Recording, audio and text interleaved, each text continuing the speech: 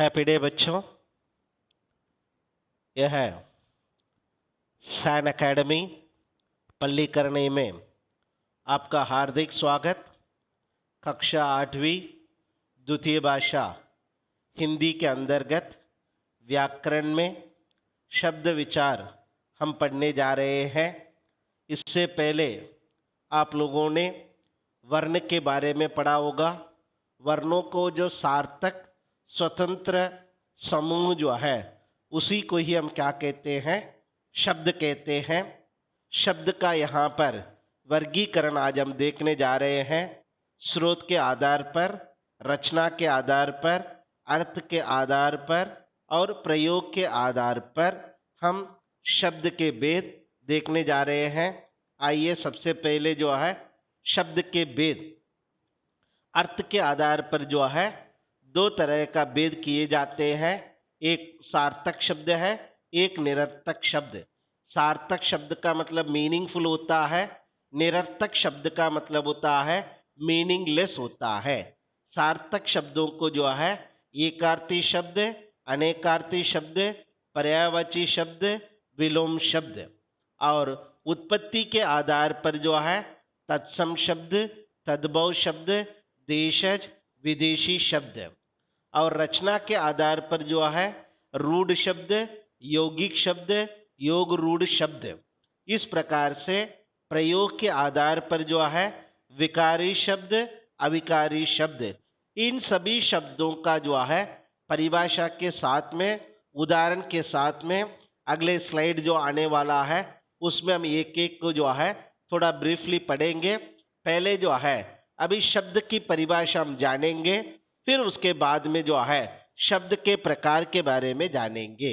आइए ये जो शब्द की परिभाषा क्या है देखते हैं।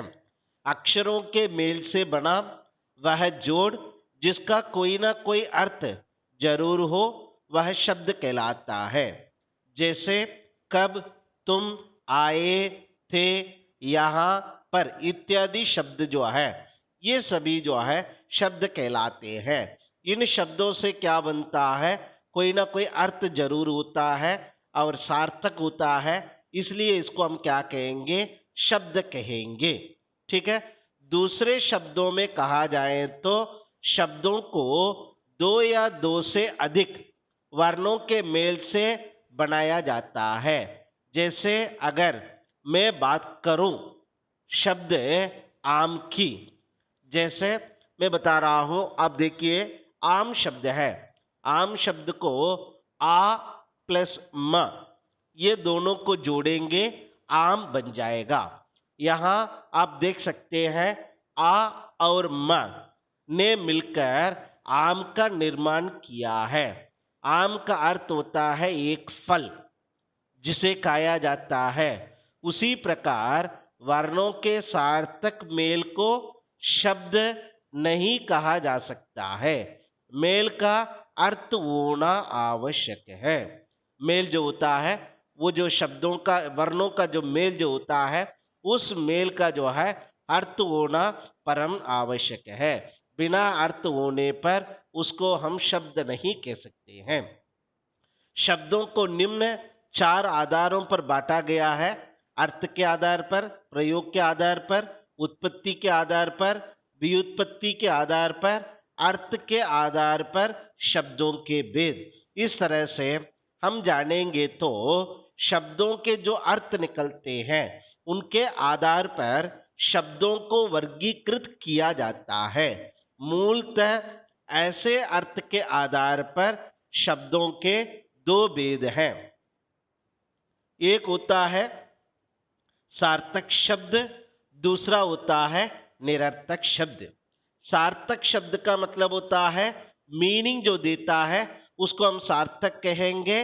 निरर्थक शब्द का मतलब होता है जिसका मीनिंग नहीं होता है उसको हम निरर्थक शब्द कहेंगे।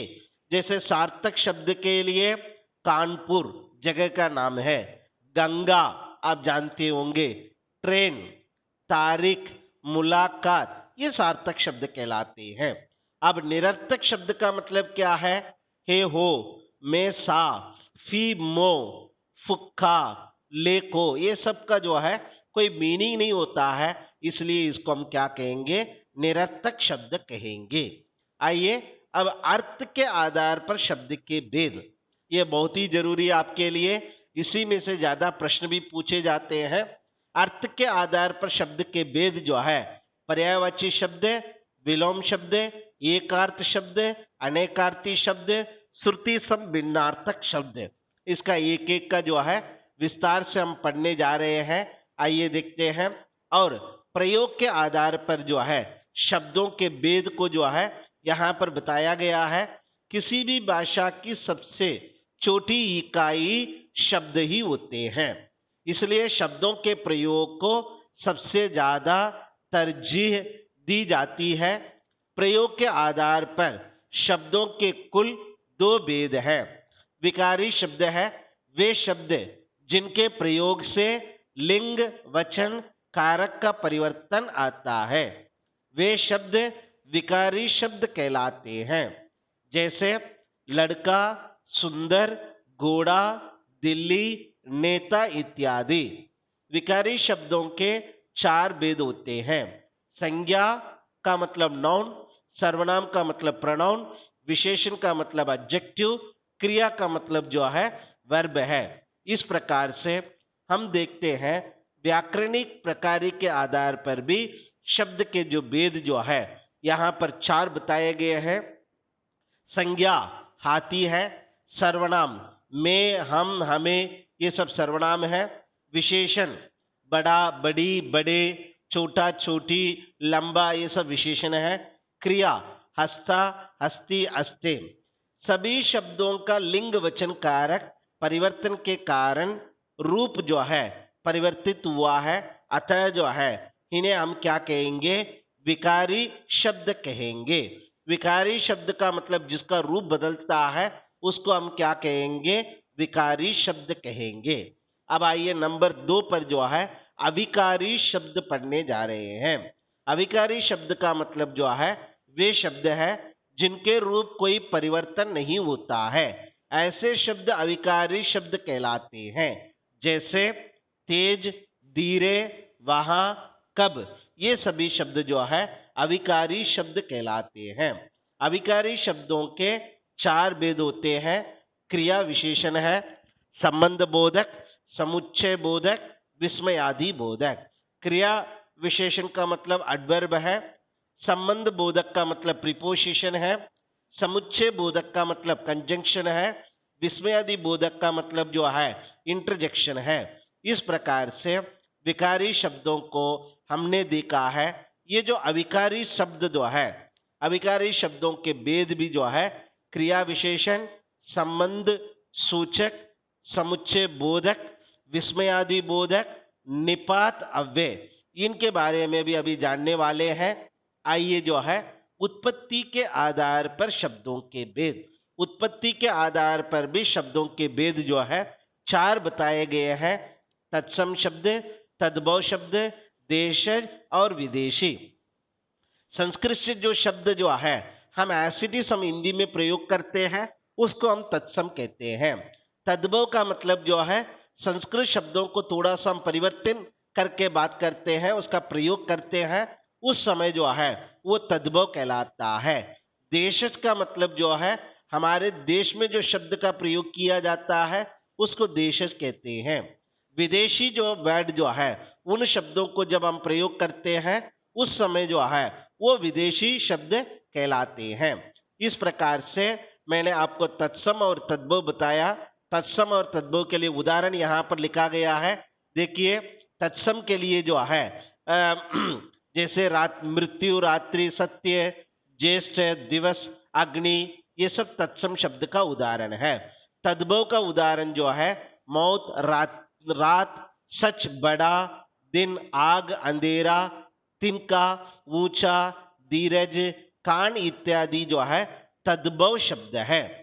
देशज शब्द जो है, देशज में जो है दुमकी, फूंकी और डोंगा, ठेठ, खीर की, ये जो शब्द जो है, चीनी शब्द जो है, ये सब देशज शब्द कहलाते हैं।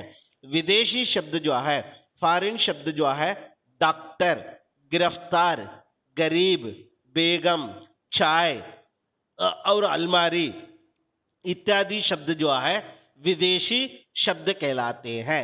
इन शब्दों का जब आप प्रयोग करते हैं आपको ध्यान रखना चाहिए, ये जो विदेशी शब्द जो है हिंदी में आए अन्य देशों के शब्दों को आगत या विदेशी शब्द कहा जाता है। आज हिंदी में अरबी, फारसी, अंग्रेजी, पुर्तगाली, तुर्की, फ्रांसी आदि भाषाओं के शब्द बहुत प्रचलित हैं, जैसे हवालात और आईना, कैमरा, चमचा, कूपन आदि शब्द जो है ये विदेशी शब्द कहलाते हैं। इन शब्दों का भी आपको प्रयोग करना चाहिए। उसके बाद में रचना के आधार पर जो है शब्द के 3 प्रकार होते हैं, रूढ़ शब्द, यौगिक शब्द, योग रूढ़ शब्द। रूढ़ शब्द उन्हें कहते हैं जो हमेशा सार्थक होते हैं, केवल एक ही अर्थ देते हैं, ऐसे शब्दों को हम रूढ़ कहते हैं। किसी के मीनिंग में रूढ़ हो जाता है उसको हम रूढ़ शब्द कहते हैं। कान, सुन इत्यादि जो शब्द जो है इसको हम क्या कहेंगे, रूढ़ शब्द कहेंगे। यौगिक शब्द वे होते हैं 2 शब्दों के मेल से बने होते हैं। कहने का अर्थ यह है कि ये सार्थक तो होते हैं लेकिन सार्थक शब्दों के मेल होते हैं कर्ज प्लस दार, कर्जदार, पाठ प्लस शाला, पाठशाला, विद्या प्लस आलय, विद्यालय। इस प्रकार दोनों मिलकर के एक शब्द जो है, 2 शब्द मिलकर के एक मीनिंग जो देता है उसको हम क्या कहेंगे, यौगिक शब्द कहेंगे। इन शब्दों का भी आपको अभ्यास करना जरूरी है। इन शब्दों को भी आप लोग क्या कीजिए बच्चों, आप लोग जो है अभ्यास कीजिए। तीसरा आता है योग रूढ़ शब्द। वे शब्द हैं यौगिक तो हैं किंतु सामान्य अर्थ को न प्रकट कर किसी विशेष अर्थ को प्रकट करते हैं, उन्हें ही हम योग रूढ़ कहलाते हैं। जैसे पंकज, दशानन आदि।